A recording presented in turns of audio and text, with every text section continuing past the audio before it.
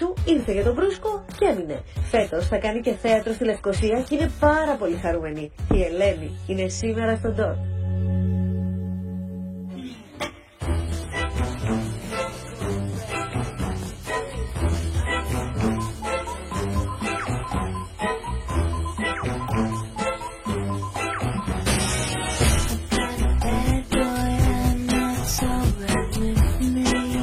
Και ότι τα αγόρια μεταξύ τους είναι μαλωμένα. Τώρα μου συζητάω τόσο πολύ. Αλλά έχει γραφτεί τόσο πολύ αυτό το θέμα. Ναι, αυτό δεν είμαι αρμόδια. Δεν το γνωρίζω. Δεν το γνωρίζω καθόλου. Γιατί έχετε όλοι μαζί σκηνές, δεν έχετε? Ναι, βεβαίως. Άμα δεν μιλιόντουσαν, δεν το βλέπεις. Ναι, όχι. Στα γυρίσματα το κλίμα είναι πάρα πολύ καλό. Επειδή είστε πολλά χρόνια μαζί. Αυτό Ναι, είναι και καλό και κακό. δέσαμε από την αρχή. Η χημεία μεταξύ ηθοποιών, συνεργείου, όλο κάπως ήταν μαγικό όπως έγινε. Δεν υπήρχαν ούτε ανταγωνισμοί, ούτε τσακωμοί, τίποτα δεν έχω αρνητικό έτσι να θυμάμαι. Καλά, εσύ η αλήθεια είναι δεν είχες και εμπειρία πιο πριν. Δηλαδή αυτό είναι. Όχι, ναι. Η εικόνα σου για την τηλεόραση είναι αυτή. Ναι. Ότι τι ωραία. Όλα υπέροχα. Περνάμε σούπερ. Ναι. Αν δεν περνούσε σούπερ θα το έλεγες, Μαριλένα. Κοίτα, ναι, θα το έλεγα. Δεν έχω πρόβλημα να λέω έτσι την αλήθεια. Όπως έχω πει αλήθειες και μπορεί να έχουν. Ναι, η αλήθεια είναι κάπου διάβασα ότι είχες πει ότι κουράστηκες και θεωρήθηκε τρομερό και σιγά 20 χρόνια ότι κουράστηκες. Αλίμονο. Το να πω ότι κουράστηκα δεν σημαίνει ότι δεν είμαι ευγνώμων για τη δουλειά που έχω. Γιατί κάτι τέτοιο θεωρήθηκε. Όχι. Ίσα-ίσα που πολύ τυχερή νιώθω που έχω δουλειά 4 χρόνια σε έναν κλάδο που δεν τα πάει πάρα πολύ καλά. Που είναι δύσκολο να βρει δουλειά, που είναι πολύ λίγες οι ευκαιρίες και οι επιλογές. Αλλά ναι, αλήθεια, κουράστηκα και θα το έλεγα είτε δούλευα στην Κύπρο είτε δούλευα στην Ελλάδα. Γιατί οι ρυθμοί είναι τέτοιοι. Κούρασε το καθημερινό. Οι ρυθμοί, τα 15 ώρα καθημερινά γυρίσματα είναι πάρα πολύ κουραστικά. Και σου πει ότι δεν κουράζεται, μάλλον λέει ψέματα. Έχεις όμως και 3 μέρες που δεν έχεις δουλειά. Τώρα, ναι, φέτος είμαι πιο χαλαρή. Αλλά θα κάνεις και θέατρο στην Κύπρο, οπότε θα. Ναι, θα ξεκινήσουμε τώρα, ξεκινάμε πρόβες και μετά το Πάσχα θα είμαι σε μια πάρα πολύ ωραία παράσταση. Το κλήρο του μεσημεριού στο θέατρο Διόνυσος. Είναι σε σκηνοθεσία του Λέανδρου Ταλιώτη και νιώθω πάρα πολύ τυχερή που θα κάνω θέατρο στην Κύπρο, που είμαι τόσα χρόνια και δεν μου είχε δοθεί ευκαιρία να είμαι και θεατρικά εκεί, ώστε να έρθει και ο κόσμος έτσι να με δει και σε κάτι διαφορετικό. Επειδή έκανα στην Αθήνα πέρυσι θέατρο και μου λέγανε στην Κύπρο εδώ πέρα πότε θα έρθεις. Και όρισε έφτασε η στιγμή. Και θα είμαι με πάρα πολύ καλούς ηθοποιούς. Άρα εσύ τώρα πηγαίνεις στην Κύπρο, αλλά σκοπεύεις να έχεις το σπίτι σου εκεί. Ναι, 4 χρόνια εκεί, αλλά ναι, έχω σπίτι εκεί. Και τι πλένεις, βαρύς, μαγειρεύεις, πας στο σούπερ μάρκετ. Δεν μαγειρεύω, δεν προλαβαίνω. Ναι. Δεν μπορώ να πω ότι. Γιατί κάθε μέρα όταν είμαι εκεί είμαστε στο γύρισμα. Ναι. Αλλά ναι, θα καθαρίσω, θα βάλω πλυντήριο. Πόσο θέλουν αυτά, τα κάνεις με ευκολία? Καλά, ναι, τα κάνω και μένω 13 χρόνια μόνη μου και στην Αθήνα. Πολλά χρόνια, οπότε είσαι πολύ μικρή για να μένεις 13 χρόνια χωρίς τη μαμά σου. Δεν είμαι πολύ μικρή, ευχαριστώ. Η αλήθεια είναι, τώρα που το σκέφτομαι, φαίνεσαι μικρότερη από όσο είσαι. Ναι, όμως, εντάξει και πάλι είσαι μικρή. Από τα φοιτητικά μου χρόνια ζω μόνη μου όμως, οπότε είναι αρκετά χρόνια. Άρα έχεις κάπου τελειοποιηθεί, τα κατάφερες να τελειοποιηθείς σε ένα τομέα νοικοκυροσύνη? Εντάξει, ναι, όσον αφορά εμένα, γιατί μόνο εμένα έχω να φροντίσω, ναι. Ή μπορείς να φροντίσεις και κάποιον άλλον? Το έχεις κάνει ποτέ? Να φροντίσω κάποιον άλλον, όχι. Δεν έχω φροντίσει κάποιον άλλον, αλλά ένα σπίτι μπορώ να το διατηρήσω κάπως για να μένει κι άλλος. Να υποθέσω ότι αγόρι δεν μπορείς να έχεις τώρα στην παρούσα φάση, έτσι. Κοίτα, θεωρώ ότι τα πάντα μπορείς να έχεις. Ναι. Αν θες, πρέπει να έχεις τη διάθεση να το ψάξεις. Σίγουρα πρέπει να έχεις να το ψάξεις. Δεν θα το έψαχνα ποτέ. Αυτά τα πράγματα να είσαι ανοιχτός. Να είσαι ανοιχτός, ναι, εξαρτάται σε τι φάση βρίσκεσαι μέσα σου. Αν είσαι ήρεμος και αν το θες αυτή την περίοδο της ζωής σου, βρίσκεις χρόνο για τα πάντα. Εντάξει, ναι, σίγουρα πριν από 4 χρόνια που έφυγα και παράτησα τα πάντα εδώ, έφυγα για να πάω μόνιμα στην Κύπρο. Ευτυχώς δεν είχα να αφήσω τίποτα πίσω μου. Εκεί τότε δεν θα μπορούσα. Στην Κύπρο δεν είχες, φαντάζομαι, προβλέψει ότι αυτό το πράγμα θα κρατήσει τόσο πολύ καιρό. Δηλαδή, φαντάζομαι πως θα κάνεις μια σειρά, λες να την κάνω για τη σεζόν και. Όχι, ναι, κάθε χρόνο λέγαμε ότι είναι και τελευταία χρονιά. Αυτή είναι η αλήθεια. Αλλά είχε μεγάλη επιτυχία, το ζητούσε ο κόσμος. Το ήθελε και το κανάλι, οπότε. Είναι αλήθεια ότι εσύ είχες σκεφτεί να σταματήσεις? Όχι μόνο εγώ. Είχατε κουραστεί όλοι? Όλοι είχαμε σκεφτεί. Δεν είναι μόνο θέμα κούρασης, είναι και μετά από 2-3 χρόνια. Όλο αυτό γίνεται βίωμα. Οπότε τουλάχιστον οι ηθοποιοί νιώθαμε ότι κάπου έχουμε Βαλτώσει. Καλλιτεχνικά. Δεν αισθάνεσαι ότι κάνεις κάτι δημιουργικό, κάτι καινούριο.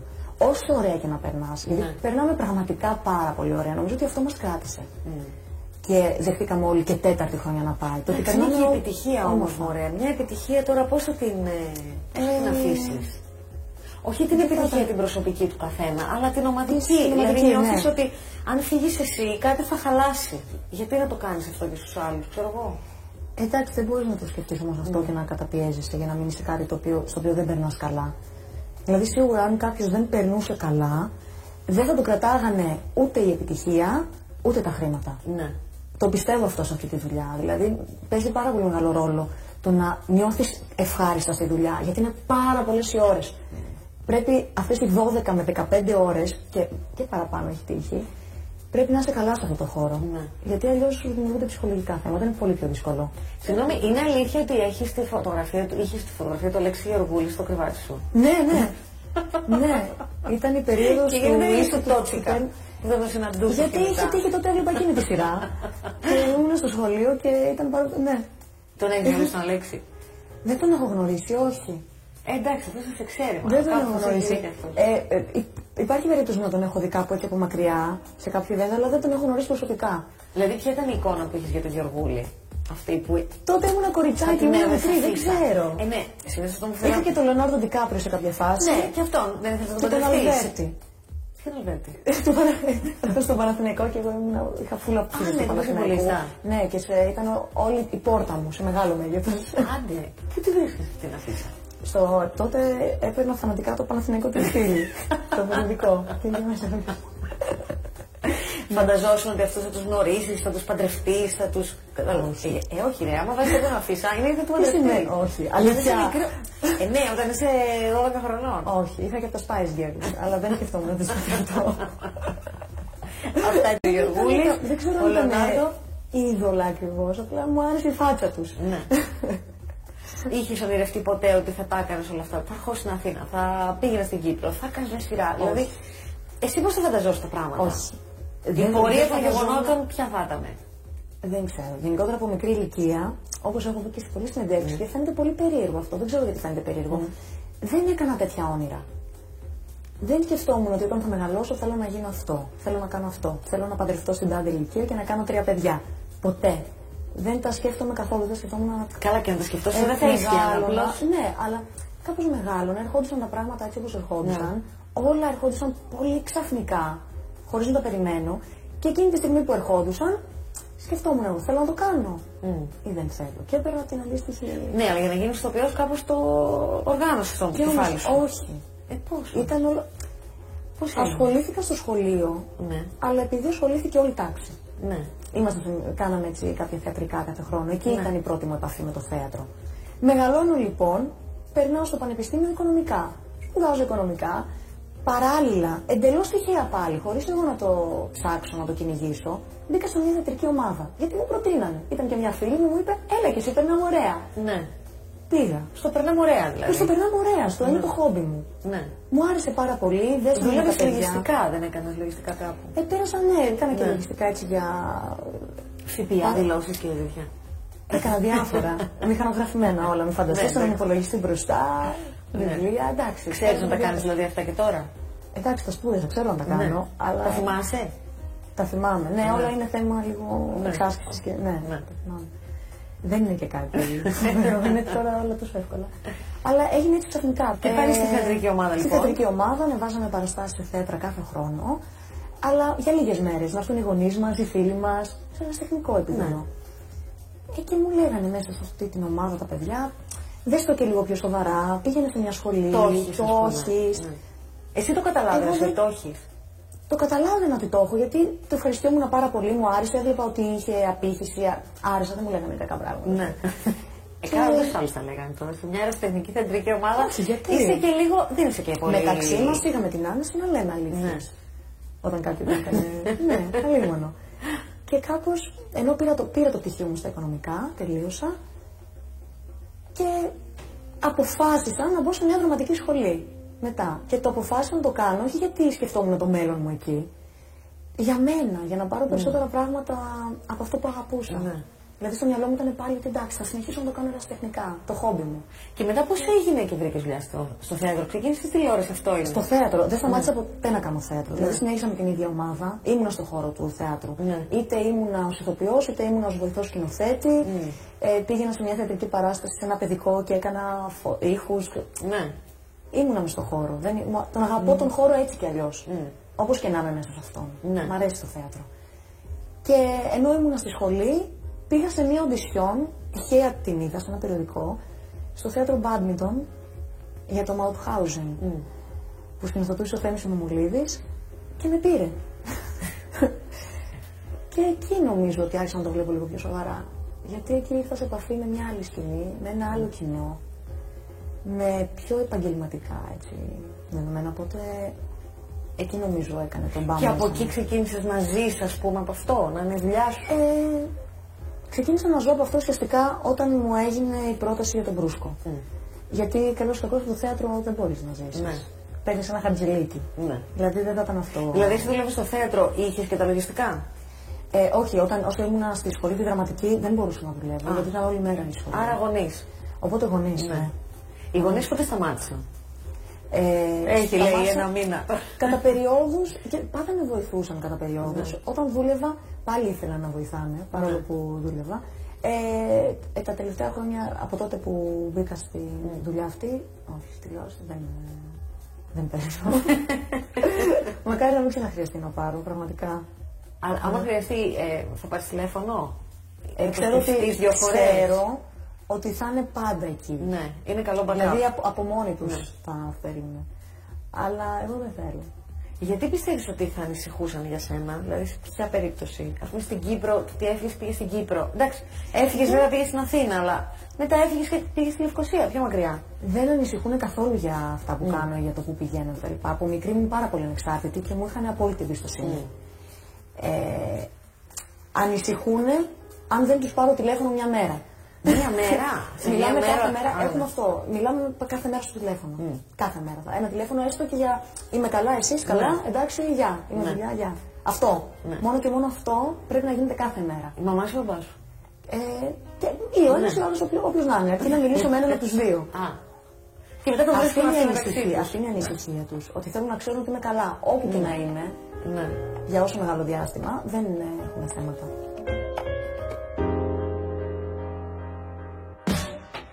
Την Ελένη σε λίγο στον ντότ. Τώρα είναι η σειρά σου. Είσαι ανεπιμονιά σου. Δηλαδή στην Κύπρο έχεις νιώσει μοναξιά, ας πούμε? Έχω νιώσει μοναξιά στην Κύπρο. Όχι επειδή μου λείπει η οικογένειά μου, γιατί τους βλέπω αρκετά συχνά. Ευτυχώς. Δηλαδή, εδώ στην Αθήνα θα βρεθούμε όταν θα έρθω, θα πάω στο χωριό, όχι τόσο συχνά πια, δεν προλαβαίνω. Αλλά μπορεί και μια φορά το μήνα να τους δω σίγουρα. Και μιλάμε και συνέχεια στο τηλέφωνο. Ένιωσα όμως μοναξιά στην Κύπρο περισσότερο γιατί δεν είχα κάποιον άνθρωπο να μιλήσω, κάποιον φίλο περισσότερο. Γιατί δεν μιλάς το ίδιο με τους γονείς και με τους φίλους. Ναι. Εντάξει, λογικό. Ναι. Επειδή άφησα εδώ όλους με τους φίλους μου. Μέχρι να προσαρμοστώ εκεί, να νιώσω οικειότητα, να κάνω νέους φίλους μέσα από τη σειρά βέβαια. Γιατί ο χρόνος είναι μέσα από τη σειρά, ναι. Είστε όντως φίλοι, δηλαδή με τον Γεωργίου είστε φίλοι? Κάνετε παρέα? Κάνουμε, ναι. Δηλαδή αν έχεις ένα θέμα θα τον πάρεις να το πεις? Όχι. Ναι. Αν έχω θέμα προσωπικό? Ναι. Όχι. Τόσο φίλοι είμαι με την Τζούλη τη Τζόλκα. Καλά, δηλαδή και να μην θες. Δεν έχει σημασία που μένουμε μαζί. Δεν την επέλεξες εσύ όμως? Σαν συγκάτοικο? Ότι τόσο να το μιλήσαμε. Ναι. Όταν έφυγε η προηγούμενη συγκάτοικος που είχα, είπαμε αφού είναι μεγάλο το σπίτι, έλεγες και καλύτερα που είμαστε. Ναι. Όχι, με την Τζούλη είχα ένα δέσιμο από την πρώτη μέρα που την γνώρισα. Ταιριάξαμε απόλυτα, δέσαμε πάρα πολύ. Με βοήθησε πάρα πολύ στην προσαρμογή μου στην Κύπρο, γιατί είχε περισσότερα χρόνια. Είχε πιο πολλά χρόνια. Ναι. Γιατί εκείνη τι έκανε πιο πριν? Θέατρο. Και τηλεόραση και κάνει στην Κύπρο. Και σε σειρές και θέατρο πολύ. Ναι. Οπότε εκείνη μου έδειξε τα κατατόπια και ταιριάξαμε πάρα πολύ. Οπότε ναι, αν ένας άνθρωπος με ακούει καθημερινά, είναι εκείνη. Σ' αρέσει η ιδέα ότι τώρα θα μείνει στην Κύπρο για περισσότερο χρόνο? Το ξανά έκανα. Ναι. Οπότε ναι, την πρώτη χρονιά το έκανα. Δεν έχω πρόβλημα. Βγαίνεις εκεί? Σπάνια. Τώρα. Λόγω χρόνου. Αυτό το πράγμα δεν έχει κάποιο deadline. Δηλαδή ότι είσαι μικρό κορίτσι. Μέχρι πότε θα δουλεύεις τόσο. Ναι. Όχι, το επάγγελμα αυτό δεν έχει. Δεν μπορείς να το καθορίσεις γιατί δεν ξέρεις πότε θα είναι η επόμενη σου δουλειά. Και δεν μπορείς μπορεί να περάσει ένα διάστημα ακριβώς. Μπορεί να περάσει ένα διάστημα να δουλεύεις σαν το σκυλί από το πρωί μέχρι το βράδυ, θέατρα, τηλεόραση, 2-3 θέατρα παράλληλα. Να δουλεύεις, να κάνεις πρόβες. Γιατί μετά μπορεί ξαφνικά για ένα χρόνο να μην κάνεις τίποτα. Ναι. Έχεις στο μυαλό σου ότι αυτό μπορεί να σου συμβεί, δηλαδή θα μάζευες λεφτά στην άκρη, ας πούμε. Μαζεύω. Ναι. Ναι, Φαίνεται ότι είναι τα οικονομικά αυτά. Ναι. Ευτυχώς, ενώ είμαι σπάταλη, μου αρέσει να δεν τα τσιγκουνεύομαι καθόλου. Θέλω να απολαμβάνω ό,τι θέλω, το θέλω να το κάνω. Ναι. Σαν τι δηλαδή. Κοίτα, ας πούμε, είμαι ένας άνθρωπος που μου αρέσει πολύ το φαγητό. Ναι. Δεν θα το στερηθώ, θα θέλω να πάω να φάω κάπου καλά, που μπορεί να είναι λίγο πιο ακριβά. Όχι υπερβολές. Ναι.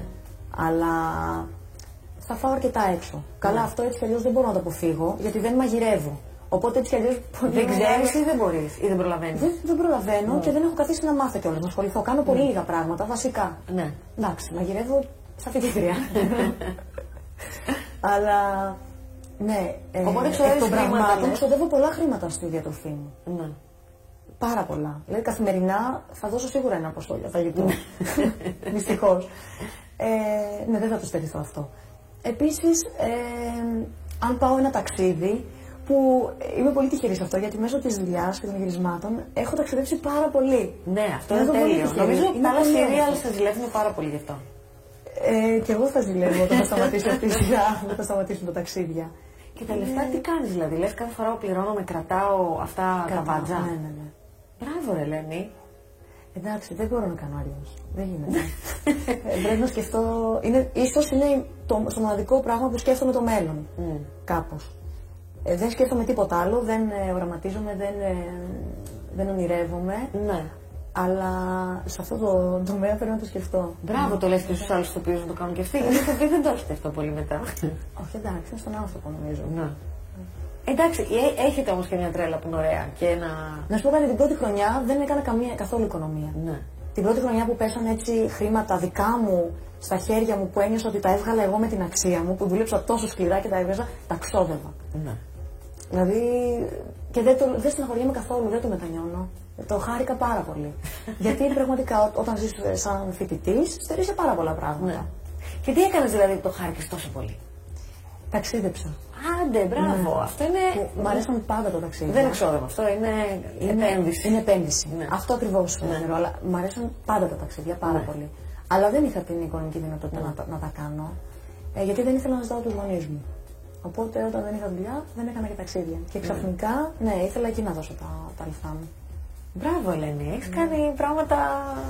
Εντάξει, νομίζω ότι τα ταξίδια είναι σαν σχολείο. Είναι γνώση που παίρνεις, δεν είναι. Κοίταξε, ακόμη και το γεγονός ότι μένεις στη Λευκοσία είναι μια εμπειρία άλλη. Γιατί είναι από μια άλλη πόλη. Πολύ διαφορετική την Αθήνα. Με ανθρώπους που δεν ξέρει. Καταρχήν το έχεις ζήσει 2 φορές το να πας κάπου που δεν ξέρει κανέναν. Δηλαδή, μία φορά στην Αθήνα και μία φορά στη Λευκοσία. Ναι, αλλά ήταν πολύ διαφορετικό γιατί στην Αθήνα ήρθα και είχα φίλους ήδη που σπουδάζανε, μένανε στην Αθήνα. Έχω συγγενείς στην Αθήνα. Δικό μου σπίτι στην Αθήνα. Οπότε ερχόμουν από μικρή στην Αθήνα, απλά ερχόμουν για λίγες μέρες με τους γονείς μου. Και ήρθα σε ένα περιβάλλον που το γνώριζα. Ναι. Δεν γνώριζα όλη την Αθήνα, αλλά μπορούσα να την περπατήσω. Ναι. Ένιωθα ότι ανήκω εδώ. Στη Λευκοσία ήταν πολύ διαφορετικό. Πήγα ξαφνικά με μια βαλίτσα. Δεν ήξερα κανέναν, δεν ήξερα. Εντάξει, μεγάλη εμπειρία. Ήμουνα όπως είμαι σαν τουρίστας όπου πηγαίνω. Ήμουνα με ένα χάρτη και πήγα την πρώτη βόλτα μόνη μου με το χάρτη. Στους δρόμους και αυτά για να μάθω. Έτσι. Και μου έκανε φοβερή εντύπωση. Ακόμα μου κάνει κατά κάποιο τρόπο. Το συνήθισα το ότι δεν έβλεπα πολύ κόσμο στον δρόμο. Δεν περπατάνε στη Λευκοσία. Πόλη που είναι με αυτοκίνητο. Στη Λεμεσό όμως περπατάνε. Η Λεμεσός είναι άλλη. Ναι. Πολύ διαφορετική πόλη. Τι είναι αυτό, υπάρχει κάτι που σου αρέσει να κάνεις στη Λευκοσία, να έχεις ένα αγαπημένο στέκι ή ένα μέρος? Μου αρέσει πάρα πολύ να κάνω βόλτες στην παλιά Λευκοσία. Ναι. Είναι πανέμορφα. Αυτά τα στενάκια, η αρχιτεκτονική, τα μικρά χωμένα μαγαζάκια. Είναι πανέμορφο αυτό το κομμάτι. Παρόλο που σου προκαλεί μια θλίψη επειδή βλέπεις τα φυλάκια. Ναι. Εμένα εκεί μου αρέσει να κάνω βόλτες. Υπάρχει κάποιο στέκι που έχεις, ένα αγαπημένο φαγητό, ένα... Λόγες δεν είναι και πάρα πολλές. Είναι 3-4 μαγαζιά που μου αρέσουν πάρα πολύ και αν βγω θα πάω εκεί. Ναι. Σκέψου, εγώ που είμαι λιγότερο, πάλι έχω 2 μαγαζιά που εκεί μου αρέσει. Αλλά θα ήθελα να έχω την ευκαιρία να γνωρίσω και τα υπόλοιπα.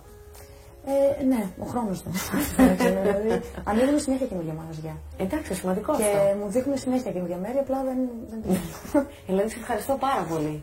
Θα σε δω και στην Κύπρο, θα έρθω και στην παράσταση. Ναι. Αλλά μέχρι τότε σε ευχαριστώ που χάρηκα πάρα πολύ που ήρθες. Και εγώ χάρηκα, εξωτά από εδώ.